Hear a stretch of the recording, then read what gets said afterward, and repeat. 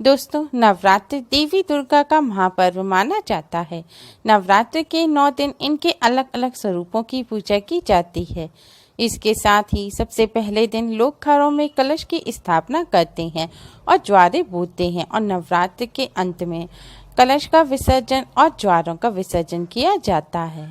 मान्यता है कि इस कार्य को पूरे विधि विधान से करना चाहिए। इससे माँ खुश होकर घर में सुख समृद्धि का वरदान देती हैं।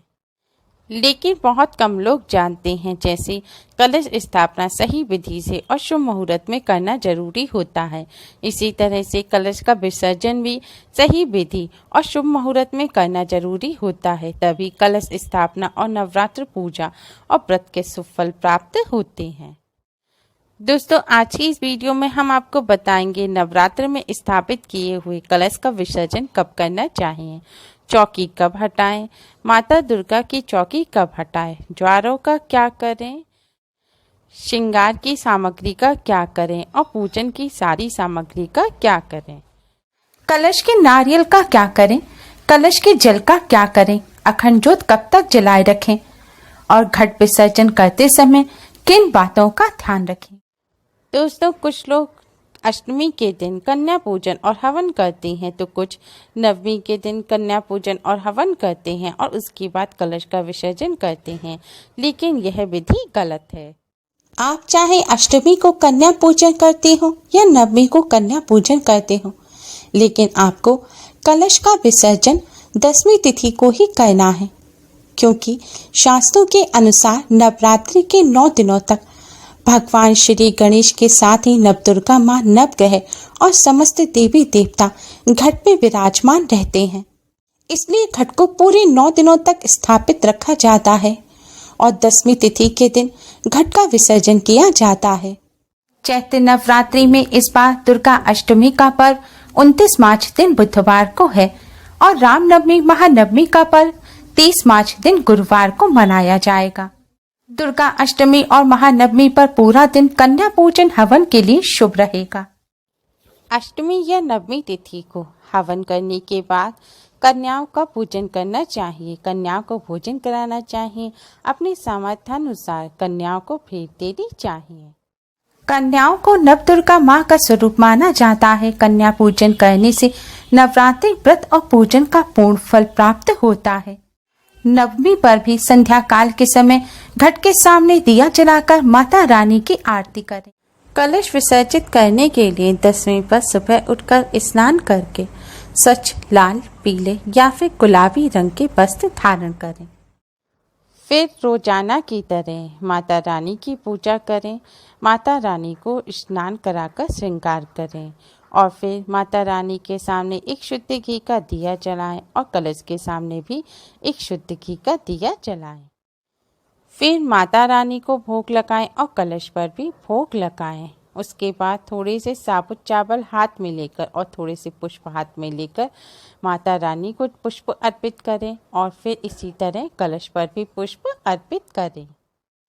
फिर सपरिवार देवी भगवती का ध्यान करें। माता से क्षमा याचना करें कि हे देवी, हम मंत्र, पूजा, विधान कुछ नहीं जानते। अपनी सामर्थ्यानुसार और अल्प ज्ञान से हमने आपके व्रत रखे और कन्या पूजन किया। हे देवी, हमको, हमारे परिवार, कुल को अपना आशीर्वाद प्रदान करो। इस घर में सदैव विराजमान रहो। हमको सुख समृद्धि, विद्या बुद्धि, विवेक, धन यश प्रदान करो।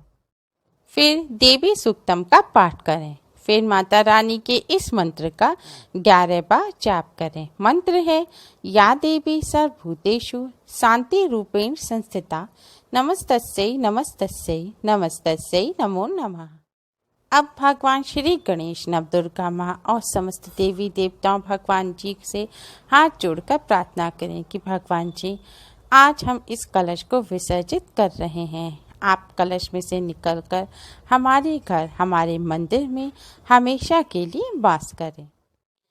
इस तरह प्रार्थना करने के बाद अब आप एम ह्रीं क्लीं चामुंडाय विच्चे मंत्र का मन ही मन जाप करते हुए कलश पर से चुनरी सहित नारियल को उठाएं और नारियल को अपने माथे से लगाएं।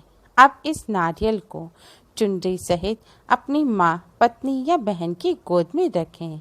ये नारियल माता रानी का आशीर्वाद होता है और बहुत पुण्य प्रतापी होता है। कलश के ऊपर से ढक्कन हटाकर कलश को उठाकर अपने माथे से लगाएं। अब कलश के जल को आम के पत्ते की सहायता से सबसे पहले अपने और अपने परिवार के ऊपर छिड़कें। इसके बाद आप रसोई घर में कलश के जल को छिड़कें, क्योंकि रसोई घर में माता लक्ष्मी का वास माना जाता है।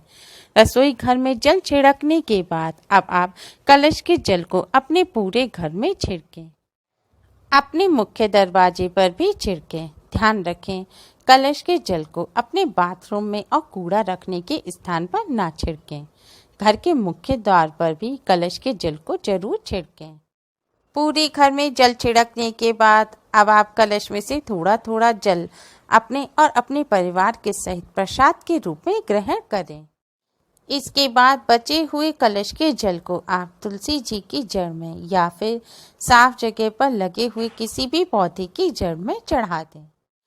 कलश का जल चढ़ाने के बाद कलश में से सिक्का निकालकर अब आप अपने धन रखने के स्थान पर उस सिक्के को रख दें और माता रानी से घर में धन धान्य की बढ़ोतरी की प्रार्थना करें। ध्यान रखें, इस सिक्के को खर्च ना करें। इसे तिजोरी में रखने से धन में बरकत होती है। और कलश में जो साबुत सुपारी और हल्दी की गांठ है उसे निकालकर भी तिजोरी में सिक्के के साथ ही रखना चाहिए। इसके बाद कलश और अखंड ज्योति पर जो कलावा बंधा है उसे खोलकर आप अपने हाथ, बाजू या फिर गले में पहन सकते हैं। यह देवी माँ का सिद्ध रक्षा कवच कहलाता है, जो हर मुसीबत से रक्षा करता है। रक्षा कवच बांधते समय देवी माँ के इस मंत्र का जाप करें। मंत्र है, या देवी सर्वभूतेषु रक्षा रूपेण संस्थिता नमस्तस्यै नमस्तस्यै नमस्तस्यै नमो नमः। यह रक्षा सूत्र घर के सभी सदस्य पहन सकते हैं। इसके बाद एक साफ छुरी की सहायता से आपने जो ज्वारे बोए हैं उन्हें आप काट लें। काटकर एक लाल रंग के कपड़े पर रख लें और जो कलश के ऊपर ढक्कन में जो चावल रखे थे उन्हें अपने घर के चावलों में मिला दें। इससे घर में धन धान्य की वृद्धि होती है और घर में सुख समृद्धि बनी रहती है। ज्वारों के नीचे जो चावल रखे हैं उन्हें आप एकत्रित करके पक्षियों को डाल दें। आपने जो माता रानी को साड़ी, जेवरात और 16 श्रृंगार अर्पित किए हैं उन्हें प्रसाद के रूप में अपने परिवार की महिलाओं को दें। माता रानी भगवान श्री गणेश को चौकी पर से उठाकर पुनः मंदिर में स्थापित करें। जिस मिट्टी के बर्तन में जौ बोए हैं उस बर्तन को मिट्टी सहित और कलश के ढक्कन को, और अगर कलश भी आपने मिट्टी का ही लिया है तो उस कलश को भी आप शुद्ध बहते हुए जल में विसर्जित करें। 9 दिनों तक माता रानी को आपने जो पुष्प चढ़ाए हैं, जो अज्ञारी की है, उन सभी को भी आप शुद्ध बहते हुए जल में विसर्जित करें। अब चौकी के कपड़े को और एक नए नारियल को लेकर दक्षिणा सहित आप श्रेष्ठ ब्राह्मण को दान करें। अगर ब्राह्मण ना हो तो चौकी के कपड़े को भी आप शुद्ध बहते जल में विसर्जित कर दें। ध्यान रखें, आपने जो नारियल कलश पर रखा था उसे आपको ब्राह्मण को नहीं देना। उस नारियल को आप पूरे परिवार के सहित प्रसाद के रूप में ग्रहण करें। ब्राह्मण को आपको नया नारियल खरीद कर देना है।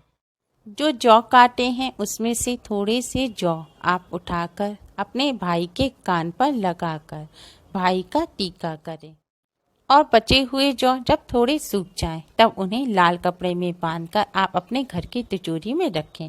इससे घर में सुख समृद्धि रहती है और माता रानी का आशीर्वाद बना रहता है, घर में बरकत रहती है। ध्यान रखें, अखंड ज्योत को आप खुद ना बुझाएं। अखंड ज्योत को खुद ही शांत होने दें, यानी कि ज्योत को पूर्ण होने दें। कलश के ऊपर नारियल पर जो कपड़ा है उसे भी शुद्ध जल में विसर्जित करें और नारियल पर जो कलावा बांधा है उसे भी रक्षा सूत्र की तरह आप अपने हाथ पर बांध सकते हैं। अगर आप रक्षा सूत्र अपने हाथ पर नहीं बांधना चाहते तो उसे भी शुद्ध जल में विसर्जित कर दें। नवरात्रि के प्रथम दिन कलश स्थापना के साथ कई जगह माता दुर्गा की नई प्रतिमा लाकर उनकी भी स्थापना की जाती है। अगर आपने भी माँ दुर्गा की स्थापना की है तो आप कलश विसर्जन के शुभ मुहूर्त में ही माता दुर्गा की प्रतिमा को भी शुद्ध जल में विसर्जित करें। इस विधि से कलश विसर्जन करने से माता रानी की कृपा प्राप्त होती है और नवरात्रि में किए गए व्रत और पूजा का पूर्ण फल प्राप्त होता है। Please like, share and subscribe. Thanks for watching. जय माता दी।